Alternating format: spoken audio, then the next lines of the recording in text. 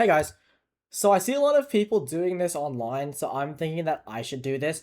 This is like, I'm gonna be ranking ghosts based on how easy they are to identify on no evidence. And this is a little bit of, um, an easier tier list. I mean, they don't have the new ghosts. I don't even think they don't even have a bamboo, Galu, and Diane, and they obviously they don't have Aswang, Kormos, and I don't know how to pronounce that ghost name. The Dialdagast? Whatever. Okay, let's see. First of all, I have its own tier, Mimic. Mimic is the easiest ghost to identify on no evidence because it still has ghost orbs. I don't know why, but okay. Banshee, I'm gonna say this. If you're playing with multiple people, it's easy to tell a Banshee on no evidence because, you will not die to it if you're not the target. And also, it's also really easy because if the Banshee, obviously if you bring a power mic or a sound recorder, you can easily get the Banshee scream. And also, Banshees can only be female, so I'm gonna say that's easy to identify a Banshee. Demons, I'm gonna say, you just gotta, like, wait for it to hunt, because demons hunt a lot, and, they only wait 1 minute after being smudged before it can hunt again. But, anything that relies on a smudge timer, I'm just gonna put it in a little easy just because, it is a little bit hard for me to time hunts with a smudge. The Deogen, I'm gonna say it's like easier than a Banshee because when it hunts, it's bullet speed until it gets close to you, then it just goes really, really slow. So, yeah, that's basically it. Goryo. Flashback to one video where I was crashing out over Goryo dots. I I'm just gonna quit the game at that point. Goryos, they rarely leave their favorite room, and also they can't change their favorite room. But also it depends on your settings because if it doesn't change favorite rooms a lot, then Goryo, you're just gonna have to be very patient. Like I just hate Goryos. Okay, Hantu is easy because when it hunts, you can tell its speed just by the room that you're in, if it's hot or cold. But also, like, the Hantu, if the breaker is off, then you can see the breath of the Hantu. Okay, next one is the Jin. The Jin is a little bit easy, but now I kind of confuse it for the Aswang sometimes because the line of sight speed up. But I'm pretty sure, like, people would just know because Aswang does it regardless if the breaker is off. Jins rely on the breaker to be on, so that's why.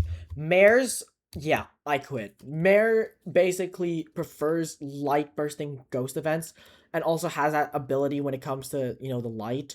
But I'm not going to be sitting there for 2 minutes or 10 minutes. I don't know how long it's going to take. Just flicking the light switch until the mare does something. Maroy's, I'm going to put it in little easy only because it does, require another smudge timer where, like, obviously it's smudged for 7 seconds instead of 5 seconds. Miling, I'm going to say is a little bit difficult because, like, I'm going to have my flashlight on the floor, I think. And then I'm gonna have to see if I can, like, see the flashlight flickering, and then I wait for the footsteps. But, I'm gonna say miling is a little bit difficult to identify on no evidence. And these are all just my opinions. I am still new to no evidence, and I am very bad at it, but I know the basic things. I have identified every ghost on no evidence at this point, but I still suck at it. Okay, Obake is really easy.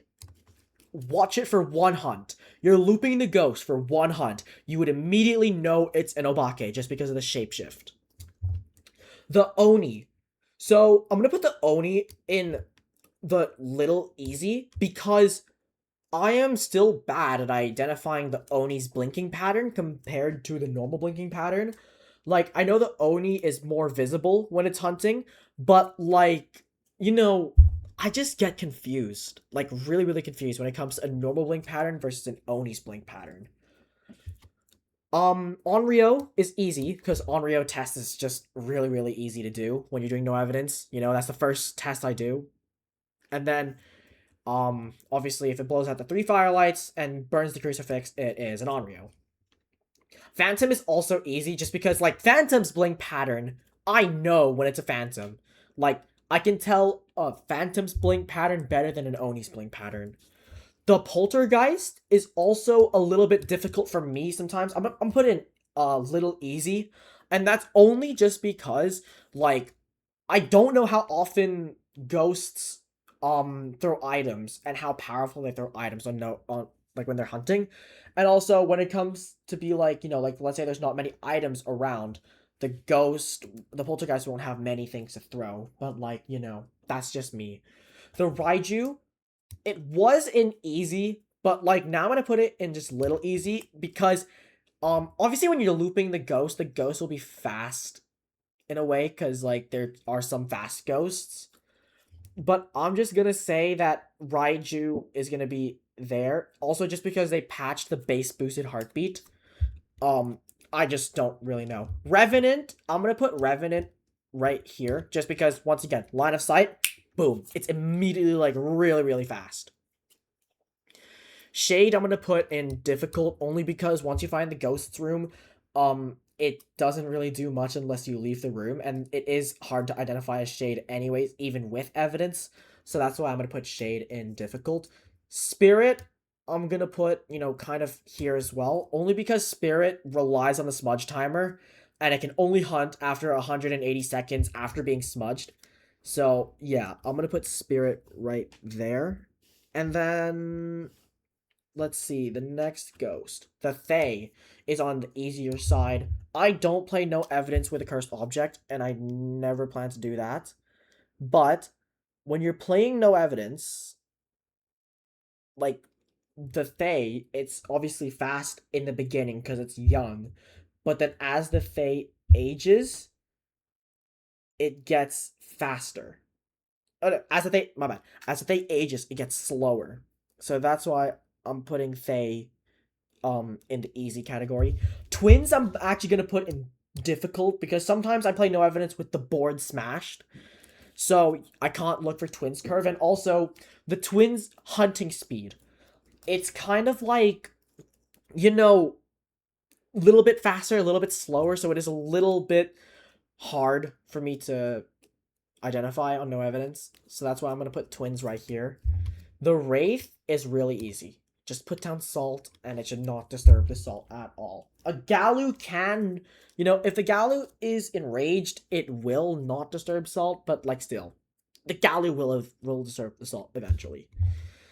The Yokai, I'm gonna put the Yokai in a little bit easy, and that's just because, you know, if you hear static, and then the yokai does not go to you, or the ghost does not go to you, it is a yokai.